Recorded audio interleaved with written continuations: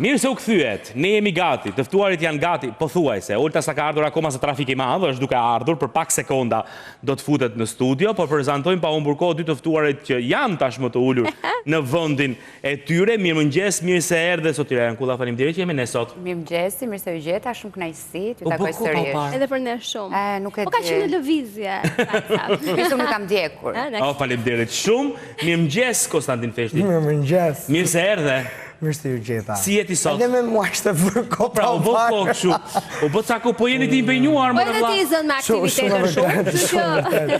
Faleminderit që jeni me ne sot. Presim pas pak të vide Olta Ahmetaj, balerina. Do flasim për një tematikë e cila kam përshtypjen na përfshin të gjithë. Në që në fillim programit e kemi përmendur, e kemi folur, e stërfolur, kemi opinionet të ndryshme me njëri tjetrin, nuk e di të ftuarit se si do ta mendojnë. Megjithatë, shohim se si do të pozicionohen. nuk e di nëse edhe ju mendoni si disa si puna ime që nuk është fort mirë të krijosh marrëdhënie shumë të mira miqësore me kolegët tanë. Megjithatë do ta diskutojmë me të ftuarit tanë. Olta është gati. Kujdes mirë presim. Kujdes, Mirë presim Oltën. Mirëmëngjes, hajde. Po ja sa di ne kemi. Mirë se erdhe, faleminderit shumë. Si themi do pse u vonove në trafik? Si themi do? Ne këtu fillon Përshëndetje. Hajde të shoqëroj tek Si e tani. Trafiku Përshëndetje. i kryeqytetit, të lutem. Është i paparashikuar. Është i paparashikuar. Faleminderit shumë se erdhe. Mirëmëngjes. Më mirë E tani? foja ka vlerë për pritja i thonë. E ka vlerë. A e nisim kështu duke thënë që të gjithë ne për kufizimin tonë për miqësinë? Si e përkufizon ti miqësinë? Ne nisim nga Sotira një. Më vi shumë fjalë, domethënë, kur për mua miqësia është gjithçka. Gjithçka? Është gjithçka. Për mua është shumë e rëndësishme miqësia. Sepse kur ke njerëz që ti të ndash gëzimet edhe hidhërimet e tua, është një bekim i madh.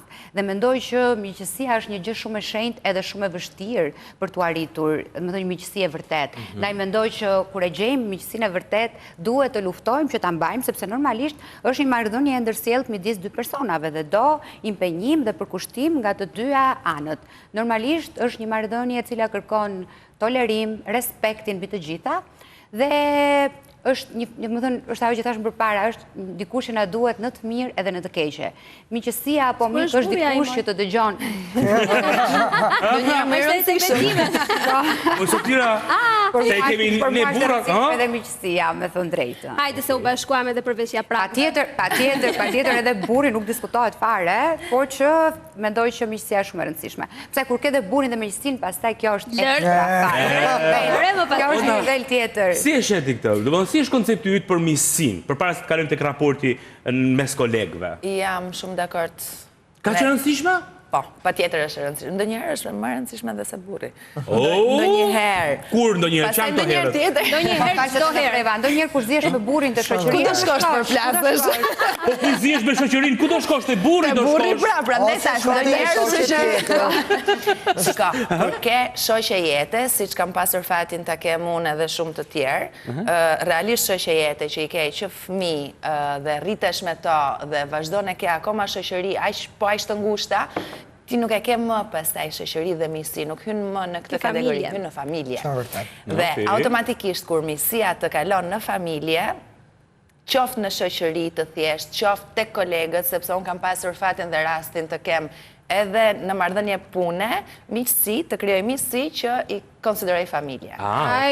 Rritë do dalim atje. Të marrim opinionin e Ninit, Konstantinit. Unë nuk është se, jo, Nini e shumë në rregull ti po. Unë nuk është se kam çfarë të shtoj, sepse dhe unë personalisht. Kështu e mendon dhe ti, ë? Dhe unë kam një koncept mbi miqësinë që paçka se në brezin tim nuk e shoh shumë të përqafuar dhe të aplikuar mbi të gjitha, tamam, aplikuar është fjala duhur e cila mungon për mendimin tim dhe koncepti që unë kam është pikërisht i tillë. Pra unë personalisht në miqësitë e mia mundohem tek tolerimi më pëlqeu shumë kur tha Sotira. Pra ti me një person që e do me të vërtet dhe arrin ta kuptosh që dhe ai personi të do ty me të vërtet, çuditërisht dhe po mos jesh njeriu më tolerant e gjen veten duke toleruar. Pra e kupton me të vërtet atë rëndësinë dhe thellësinë që ajo miqësi ka për ty dhe brenda teje në rrethin tënd shoqëror. Po nëse ti je në kuadër drejtuesi në një institucion, le ta quajmë kështu, dhe do ta shpërndajmë pak bisedën, se këtu ndryshon puna. Se ne po flasim për miqësinë ideale që pa diskutime kemi të gjithë, po kur shoku yt, miku yt më i mirë, është në një nivel pak më poshtë sa ti punon në një njëjtin institucion, je ti drejtuesi. Ndikon kjo? Pra, se the, është e vështirë ti flasësh automatikisht e tjerë, për kur ai nuk e bën punën mirë, si do ja bësh ti? Shiko, nuk kam qenë në këtë rast, kam qenë në një rast të ngjashëm, pra nuk mund të them që kam qenë drejtues, por në fillimet e mia kur kam patur një emision rinor timi një herë në kohë, me kolegen time e cila ishte bashkëprezantuese kam patur 2. Dhe me njërin kam patur një marrëdhënie shumë të mirë dhe madje më mbështeste në çfarëdo lloj ideje që unë kisha, ndërsa me tjetrën vura që nga fundi sikur marrëdhënia filloi të krisej. Pra i kam të dyja rastet të vendosura dhe të paralelizuara në jetën time. Personalisht nuk jam promisive në punë. Pra, mënyra se si unë e shpjegova, ose më saktë mënyra se si unë e mendova në mendjen time, dhe këtu do të them në anglisht, me kolegët you have to be friendly, po jo friends. Pra është gjë tjetër të jesh miqësor, po jo miq. Është gjë tjetër të jesh civil dhe është gjë tjetër të jesh miq. Tani, absolutisht është fat shumë i madh kur ti gjendesh në një situatë pune në të cilën kolegët kthehen dhe në miq të tu. Absolutisht, dhe kësaj nuk mund t'i thuash jo. Por që të shkosh me synimin që unë kolegët e mi do i bëj miq, unë kolegët e mi do i kem të gjithë në dasëm, unë me kolegët e mi do dalë mbas pune. Kam përshtypjen që ka të bëjë pak profilim punës. Absolutisht ka të bëjë. Se ju balerinët të thënë të drejtën? Jo, nuk është thjesht e balerinat. Në përgjithësi, artistët kanë shumë më të komplikuar këtë pjesën e punës edhe miqësisë. Po, shumë vërtet. Sepse automatikisht po nuk i pate miq personat me të cilët punon kreativiteti, ka një ngjetje, ka një ngjetje. Kështu që automatikisht ti të duhet të jesh i familiarizuar mjaftueshëm me ata njerëz dhe ti konsiderosh miq mjaftueshëm që edhe puna të shkojë. Të gjithë partnerët që jo, nuk ka lidhje me partnerin, ka lidhje me ata që bën punën. Në rastin tim, do të thënë, unë në jetën time kam pasur raste edhe me partnerin, kam pasur edhe me balerinat me të cilët bëj koreografi, kam pasur raste që në momentin kur nuk kam qenë rehat, dhe me balerinat, pa qenë unë pjesë e kërcimit fare, thjesht duke bërë koreografi, kur nuk kam qenë rehat, më ka ngecur puna, nuk kam qenë...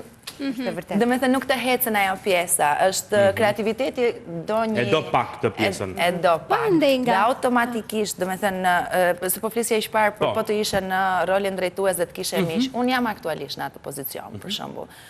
Jam në pozicion drejtues dhe brenda në institucion, kam akrobatët që i kam miq prej vitesh, dhe me thënë, unë kam filluar punë së fundmi në cirk, po kam miq aty brenda prej 20 vjetësh. Po të ndihmon apo të pengon? Absolutisht më ndihmon. Të ndihmon, ë? Në rastin tënd të ndihmon. Në rastin tim po. Bravo. Në rastin tënd sot Në rastin tim është shumë komplekse. Është shumë komplekse, ha njerë.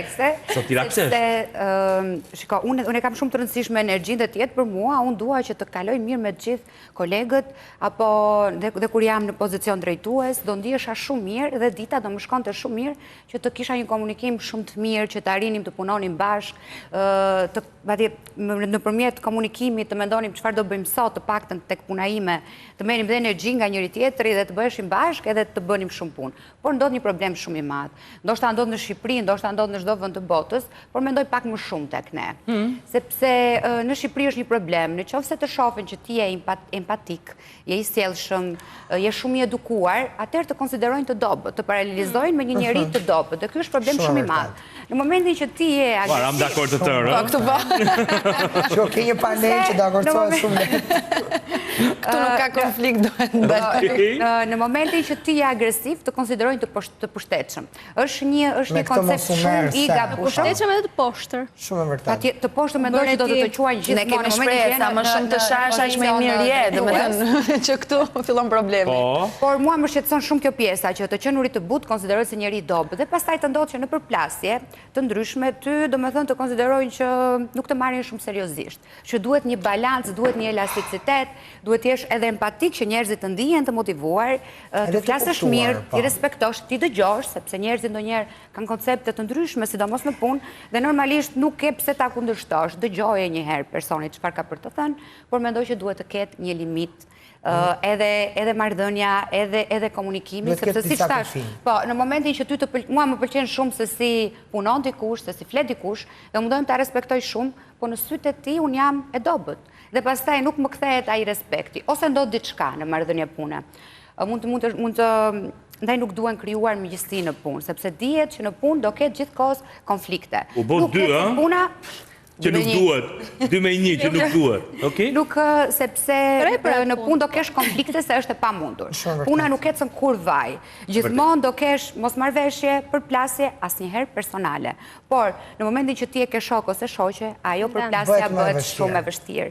Nuk arrin as të komunikosh, as ai që të ka shok nuk të kupton që ti po flet sepse duhet po e bën për të mirën e punës. Kurse kur ke marrëdhënie formale, të vjen shumë lehtë ajo përplasja apo mosmarrveshja dhe ti e kupton pak më mirë. Kuptohet edhe më mirë. Kjo është arsyeja pse duhet mbajtur marrëdhënie. Por të ndodh që me një koleg apo një kolege të ngjit shumë muhabeti, bëni të njëjtin lloj jetese, të ju pëlqeni të njëjtat gjëra, por prap kjo të kthehet si bumerang. Përpara se ta vazhdojmë tutje, më duhet të sqaroj diçka për sa i përket temës, sepse sigurisht që jemi të gjithë dakord, kam përshtypjen dhe gjithë ata që janë duke na ndjekur, bijem dakord që në një ambient pune është mirë që ti kesh miq njerëzit, pra të kesh një komunikim, kesh empatik, kesh barbajtje. Kur flasim për miqësi, po flasim kur ti me kolegun bëhet mik, domethënë me Julkën shkojmë te shtëpia e njëri tjetrit, ham dreka darka, familjarisht. Jo, po them marr shembull se un jam pak më i ftohtë në këtë drejtim, tani dihet kjo. Kur të mbarojmë sezonin, e kam thënë zakonisht un bëhem miq me kolegët pasi mbaroj projektin.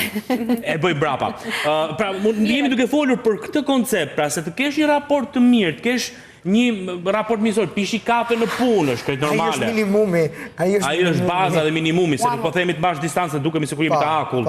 Por po flasim për atë që e fut brenda në shtëpi mikun. Atë që e fut brenda në shtëpi e ke mik jetë pastaj, është tjetër. Pra atë nga kolegu, kjo është çështja. Unë personalisht ndahen miq, ndahen kolegët, ndahen miqtë e jetës, ndahen shoqëritë spontane, ka shumë kategori shoqërisht dhe miqësisht, ka dhe shumë kategori punërash që i pranojnë apo nuk i pranojnë këto. E vërtet, është edhe lloji i punës. Kështu që duhet kapur një çik edhe në aspektin e llojit të punës, në llojin e shoqërisë, ku do kanalizohemi tamam. Është një shprehje shumë e bukur që mua më pëlqen shumë dhe thot there are people in your life for a reason and some for a season. Janë disa njerëz në jetën tënde për një arsye dhe disa për një sezon.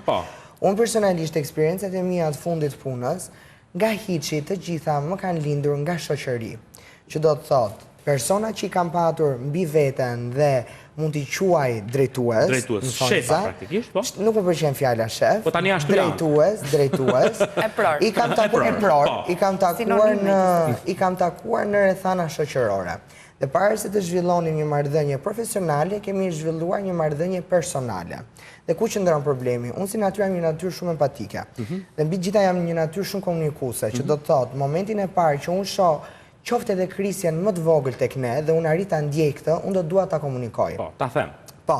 Dhe këtu e shoh unë diferencën midis atyre personave që po e vlerësojnë miqësinë dhe vërtetësinë, dhe këtu pasaj shoh atë kulturën toksike të punës që ne kemi prezente në të gjitha industritë, jo vetëm kreative, po dhe në mjekësi, dhe në ekonomi, dhe në politikë. Kudo, kultura jonë e punës albane është toksike. Thëm kjo, të gjitha këto shoqëri që më pas ka kaluar marrëdhënia, të gjitha këto shoqëri që ka kaluar marrëdhënia në profesionale më pas, unë nuk i kam në jetën time. Nuk i kam, sepse njerëzit mendonin që kur nini ulej dhe të diskutonte një problem, kjo ishte thjesht një mënyrë e imja për të zgjatur muhabetin, kur nini komunikonte një problematik, është thjesht ninin që ka qef të ankohet. Pra, varet dhe se sa të aftja njerëzit për të bërë punë me veten, për të ullur me veten, dhe për të të kuptuar, një dhe dyta për të të vlerësuar. Po mirë, mund të kuptosh edhe ti, që ka një optik ndryshe, se këtu është edhe kjo ana tjetër. Pra, jemi ne që jemi nën miqtë tanë që janë epror, apo ti thonë çfarë jemi drejtues, çfarë emri është për ty komod, por ndërkohë duhet kemi mirësinë apo buonsensi, mirëkuptimin, dëshirën për të marrë edhe atë që thot, atë feedback, se përderisa ai ndjen, do të thotë që dhe ai e ka një të drejtë, dhe të mos ta përçmojmë dhe ta hedhim tutje dhe themi nuk jemi më miq sepse ti mendon kështu për mua. Është shumë e vërtetë, por problemi është që kur krijohet kjo krisja dhe lejohet të zhvillohet dhe të bëhet akoma dhe më e madhe, ti sheh, është ajo që ta Olta, ti sheh që fillon dhe kupton që dhe puna fillon të ngec. Dhe këtu pasaj për mendimin tim dallohet një shef i mirë nga një shef i keq. Një lider për mendimin tim të ullë dhe komunikon problemet dhe automatikisht të imponon të respekt dhe një farë respekti që ti thua, prit pak, këtë personin dua ta kem në jetën time edhe më vonë, sepse nga ky person më mësoj. Ashtu siç janë dhe raste në të cilat ti thua, o zot, nuk të shoh dot më me sy. Është edhe një rast kur ti mund të kesh konflikt jashtë punës në marrëdhënie personale dhe në punë ti zbaton korrektsisht rregullat e punës dhe nuk ndërhyn emocionalisht. Dhe unë kam nga drejtuesi dhe mi që kjo gjë nuk ndodhte. Unë e bëja, pra unë mundohesha zakonisht shumë. Unë mendoj që është e vështirë, po unë mendoj të varë me çfarë moshe ke të bësh. Pra, brezi im deri diku këtë pjesën e epiteteve, pra jeti më lart, jeti më poshtë, nuk e shoh aq prezente. Është shoh prezent fenomen të tjerë që them çfarë drejqi në 2025-ën, ama këtë pjesën e punës je më lart, je më poshtë nuk e shoh shumë prezente. Ndërkohë që tek brezi i Sotirës apo Joltës, me persona që më kanë ndodhur të punoj, një nga fjalit ka qenë kush mendon ti se je. Më falë, unë jam një kolegi jote që po mundohet të bëj punën shumë mirë dhe ti po më thua mua që unë me këtë person do jemi aftë në baj një miqësi, apo ta shumëzoj me zero debati në punë dhe të dalë të pi një pije se kur s'ka ndodhur asgjë. Jo, edhe ju nuk jeni më mirë. Është një hierarki, domethënë nuk ke çfarë bën. Në momentin më mirë, domethënë ose do t'i pranosh të gjitha, nuk e fare pse ta konsiderosh mik dhe do respektosh hierarkinë. Ti nuk e ndryshon Nëse puna të pëlqen dhe do të vazhdosh ta bësh, nëse s'do ikë. Dhe ai që duhet të punojë pari me veten është i punësuari. Unë duhet të punoj me veten që o do ta pranoj këtë. Po, se çuditesh. Të po flet si për Marsa ajo, lëre ti. Do pranoj këtë marrëdhënie brenda mureve të punës, të ambienteve të punës duhet bërë puna. Dhe ka është edhe një problem, po ndan marrëdhëniet janë rregull. Çdo gjë fillon në familje, si çfarëdo lloj edhe edukata për punën, mendoj që injektohet dhe induktohet që fëmijë. Po dhe ne nuk kemi shumë të drejtë. Dhe jo, nuk thash këtë gjë. Ma ndërpreve me... Jo, s'ka gjë. Shiko, kush mendon ti se je, tha? Kush mendon? Shiko, edhe këtë mund të ta thonë. Shiko, dhe Franini kjo është. Dëgjoj, unë kam dëgjuar dhe shumë gjëra të tjera, nuk më bëjnë fare përshtypje, sepse unë gjithmonë e fshi komplet çfarë fjalësh mund të më thonë dhe i them vetes tim në momentin që je këtu do t'i pranosh të gjitha ose do ikësh. Njerëzit nuk i ndryshojmë dot. Unë e prori nuk e zgjedh dot, nuk e kemi luksin që unë të zgjedh se për këtë do punoj. Mua pëlqen kjo punë, më pëlqen ta bëj, më pëlqen kompania, unë do pranoj kushtet, as konflikte, as përplasje, as Shiko, a të ka ndodhur ndonjëherë ty që të kesh punësuar një mikesh ose një mikun tënd? Tani po të marr tani shembull si për Mars, ëh? Sepse të tre keni pozicione të ndryshme, e prore, po e quaj kështu si për Marse, bashkëpunëtor, çdo që tjetë. Një vajzë ose një djalë të cilin ti e ke marrë në punë, e ke patur mik, shumë mik, dhe kur ke marrë në punë, pastaj miqësia juaj është thyer. Dhe sepse nuk ka funksionuar, është shkrisur dhe nuk bën më. Të ka ndodhur konkretisht? Patjetër që më ka ndodhur. Unë jam munduar që gjithmonë e kam shumë të theksuar të pjesën e komunikimit dhe nuk dua të ndahem me njerëzit keq, jo se ato njerëz nuk e meritojnë. Por unë jam shumë e qetë kur ndahem me njerëzit. Është e jotja, është natyra jote.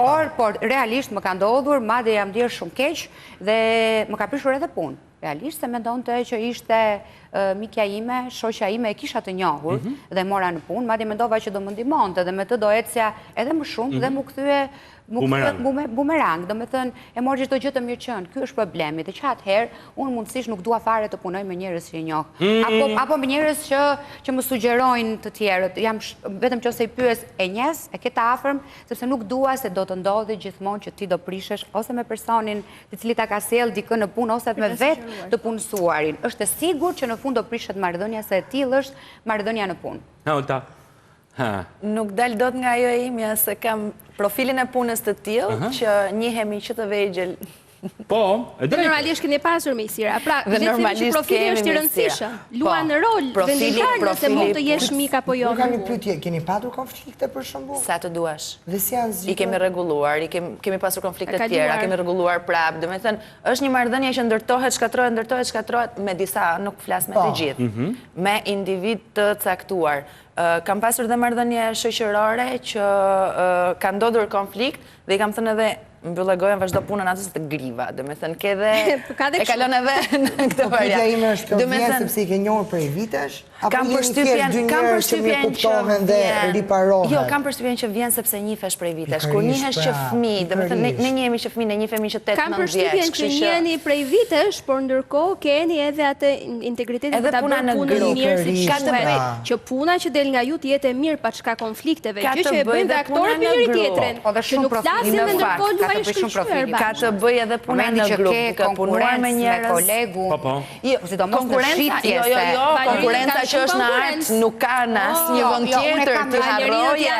Konkurenca që më duket pak sikur është më shumë, ose është profili. Konkurenca në art është e frikshme, nuk ja ke idenë se si është. Po si mund ta mbash një person i cili është konkurrent i yt dhe te ke gjatë gjithë kohës është haptazi konkurrent, pra të konkuron. Më fal, ke pak aktor që nuk flasin me njëri tjetrin dhe ndërkohë dalin në skenë dhe luajnë në mënyrë perfekte sepse ne kemi një postulat. Po jo, nuk flasim për skenën tani, Olta. Okej, është vetëm që skena. Ne po flasim për jetën. Ta them edhe këtë, ne kemi një postulat që na mësohet që fëmijët vegjël. Skena është e shenjtë. Po, e di. Se çfarë ndodh jashtë skenës apo në backstage ti mund të jesh duke u grir, duke u kapur flokësh në backstage dhe del në skenë duke qeshur dhe pikërisht. Skena është tjetër gjë. Po në jetë po. Ti detyrohesh ti flasësh, po dakor, ti nuk flet jashtë skenën. Në momentin që futesh në skenë dhe bën rolin tënd, njësoj si edhe balerinat e tjerë, dhe bën rolin tënd, ti i hedh një buzëqeshje, do të thënë, zbutet, fillon e zbutet pak ajo napi e tjerë. Do me thënë, do është profili punës, prandaj thash që në fillim. Që ka të bëj shumë profili punës, ka të bëj jashtë shumë për marrëdhëniet që ti krijon në. Nini, çfarë nuk të shkonte tek ajo që Olta? Jo, mua nuk më shkon asgjë tek asgjë që thonë dy bukuroshe që kanë bërë për krah. Deri që pari ishim në sintoni. Jo, në teori jemi shumë sintonuar. Në praktikë unë kam një problem shumë të madh. E kap që tek ajo që sot tjera përmendi që është edukata e punës që është që në familje. Ti në familje, dhe këtu flas në përgjithësi, dhe hajde të rrim shtërëm për të flasim drejt. Ti në familje edukohesh, shih punën tënde, bëj këtë që të dalësh më mirë se ky, që të duhet Jo, unë ashtu jam edukuar. Të mbaroj pak, ju lutem me gjithë respektin, faleminderit. Nisa bisedën, nuk e nisa me bisedën me çfarë ndodh në këtë tavolinë. E nisa bisedën me çfarë shoh unë në përgjithësi dhe çfarë më ka krijuar mua këtë koncept. Unë nuk po them Julka edukon kështu sepse as unë nuk jam edukuar kështu. Jam edukuar që respektoj njerëzit që janë mbi ty, ama nga ana tjetër komunikoj gjërat sepse është në të mirë të punës. Thënë kjo, shumica e prorëve tanë nuk janë të edukuar në këtë mënyrë që hajde krijo ti një ambient të mirë dhe të këndshëm që të kesh mbarvajtje në punë, jo që të fitosh miqësi. Për mendimin tim miqësitë në ditët e sotme të ezaurojnë, sepse jo të gjitha janë genuine. Prandaj, ai grupi vogël që ti ke, të del dhe të tepron. Sot ti nuk ke kohë të merresh me veten, jo më me 150 Nuk po flisnim për një institucion që mund të ketë 350 persona dhe emplori ti ketë 350 Olta, jam duke thënë edhe 3 veta të jeni në zyrë, unë kam qenë 4 persona në zyrë. Tani me 4 persona me rregull treshi tu të shkon automatikisht mendja që është shumë e thjeshtë të merresh vesh. Deri diku. Po deri diku.